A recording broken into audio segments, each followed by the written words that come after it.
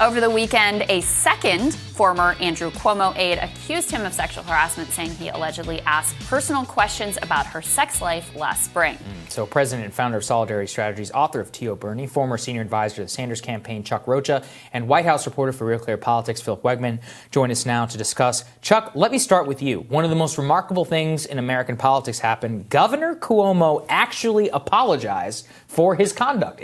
According to some of the people I know who cover him, said it was one of the first times they've ever seen him be publicly contrite in any way. Of course, he says that, she misunderstood the situation, but this is the second former aide in order to come out and accuse him. Many people in the New York Democratic Party coming out and even calling for him outright to resign. This seems like an actual political crisis for him on top of the nursing home situation. Just lay out how you see how this is going to play out for him.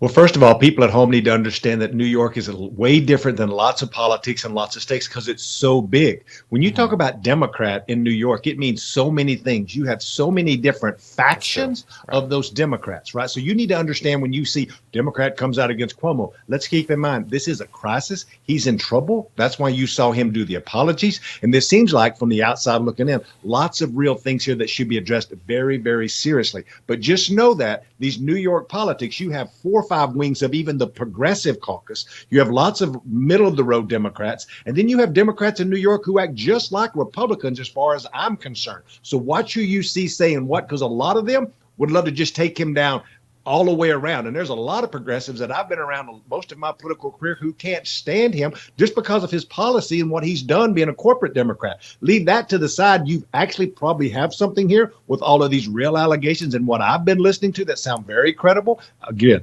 everyone should have a voice and everybody should be heard. And again, a powerful white man being surprised when he has to apologize. You should just think about all of that as you're doing your crisis communication and taking in all this information this week. Yeah, and let's just be clear about how far this apology went. It was like, I like to tease people, and maybe I'm sorry if they took it the wrong way. It was that flavor of apology, just so we're clear about this.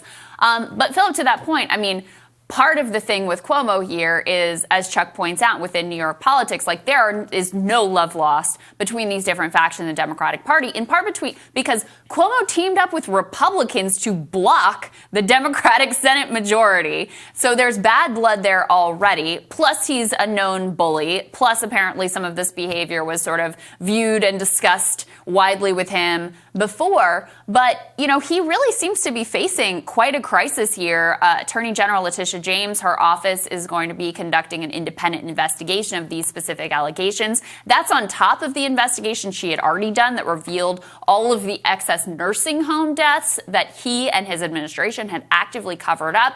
It seems like there is real blood in the water here, and he may well be actually in trouble in terms of keeping his seat. And the most pathetic thing about that apology is that he tried to write it off as if it was just a bad Jim and Pam office moment, as if his jokes didn't land because it's totally appropriate to ask a young woman if she wants to play strip poker or if she sleeps with older men when you're her boss. The real damning thing here from a governance standpoint, on top of the fact that he is a complete, he is allegedly a creep, is that, was this happening during sessions where he was writing his book, or was this happening when he was trying to hide COVID death data? We need to figure out, what was this guy doing when he was being lionized by the press? I think that the larger question here is, you said a second ago that there's blood in the water, and can Cuomo survive a Me Too moment after being, propped up as this huge COVID warrior? I don't think right now that he can. Both his handling of the pandemic and now the fact that allegedly he's a total creep, I think that should likely end his political career. Phil, let me follow up with you on this, which is because you cover this from the media. This is where I'm curious about, has the media love affair with Cuomo actually broken? As in, yes, CNN has now rebanned Chris Cuomo from interviewing his brother after the Love Fest. Many of these people shielded him from intense criticism around the nursing homes when it actually mattered before the 2020 election. Has this actually pushed them in order to cover him, or do you still expect him to get a pass? Yeah, I expect the same people who are writing about Al Franken and his resurrection to say that, Andrew Cuomo should be given a second chance, that we don't have all of the information. It's going to be harder to make that case after the AG's report comes out. And by the way, she showed that she's not going to show deference. She was very aggressive with the COVID investigation. I don't think that Cuomo is going to wriggle out of this one. And it would be a shame on people in my industry if once again, we did not hold people to the same standard. And look, it's happened numerous times. I mean, maybe Andrew Cuomo goes on Morning Joe and has a 10-minute interview and sets all of this behind him, but I doubt it.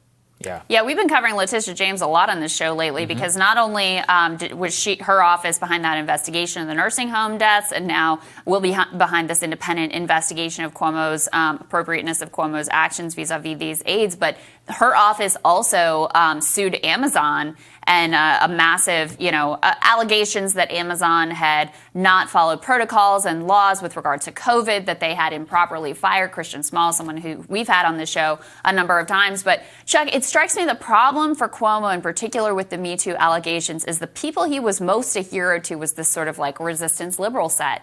And these are allegations that same set has expressed in the past deep concern over, and look, understandably so. So I feel like these particular allegations and revelations really hit him in the core of his support.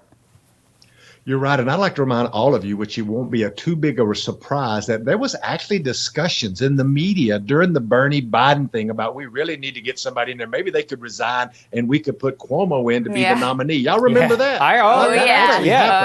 Because I know y'all covered that, right? So this is a real thing of where my party is, right? But to your point, this is the base of his support, is that Upper East Side Democratic, white, liberal, like well-read folks who are like, oh, he's okay. I see him on CNN and talking to his brother, talking about how their mama misses him. I get all of that, right? Like I run campaigns for a living. I get out there and sell folks stuff all the time from politicians. Some of them I love. Some of them I just have to make a living with.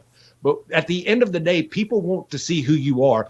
And this fella showed you who he is. He showed the Democrats and the progressive who he is. And it reminds me, I tell my young staff all the time, I'm like, always remember who you're stepping on, because a lot of times when it gets down later in your career, you're going to need those folks, and you should be nice to more people than you're hateful to. And this is a lesson in that. Yeah, it certainly is. All right, guys, thank you for joining us. Really appreciate it. Great to see you both. Coming up, new details have emerged over the firing of a Smith College janitor. He was accused of racially profiling a student in 2018. Journalist Zed Jelani is going to discuss that story when Rising continues.